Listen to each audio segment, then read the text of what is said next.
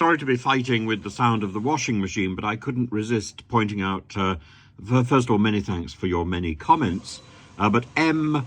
Boyer, have I pronounced that correctly, or Boyer? M. Boyer 5045 has written something which I think is so brilliant. Piers Morgan is a pound shop Sir David Frost. His ambition outweighs his talent, which keeps him on the hamster wheel of mediocrity. How wonderful. Piers Morgan is is on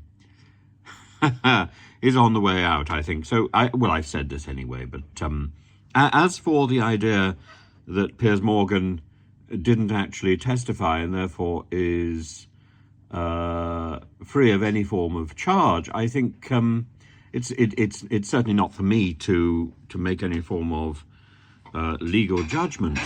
But Steve C700, who is always reliable, says, "So you've got it in for Piers now. He can't be charged with anything because he didn't lie under oath. He wasn't called to testify. Are you leading the mob that lit torches to Piers Morgan's house? Trial by Tim, eh? You forget that reporters are allowed to conceal their sources. Any reporter is allowed to tell Piers, 'I'm not telling you because I want to protect my source.' Well, yeah, they're not allowed to do that when he's editor, I think. When he's editor, he wants to see the sources and to know that there are two sources as a rule. And as for being called to testify, he may not have testified in the court case that was involved with Prince Harry, but he certainly testified at the Levenson inquiry, and therefore, if the conclusions of the judge in the Harry court are correct, then the implication is that Piers Morgan lied under oath because he said that he didn't know anything about the phone tapping, and that, according to Omid Scobie, who the judge said was credible, at least in that instance, and I think that's why the judge called that out, because Scobie is clearly not credible in a lot of the instances, and certainly not in his book writing experiences, but he is credible in this instance. And that was what the judge was saying, I think.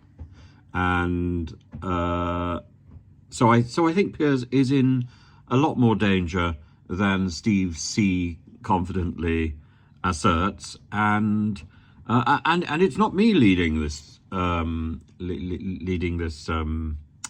drive against Piers Morgan. This is led by judges, and I'm simply responding to what I see, responding with a certain amount of glee, of course, because I find Piers Morgan's attitude and his newspaper activity rather scurrilous, and I've never quite understood why so much credit has been given to this man.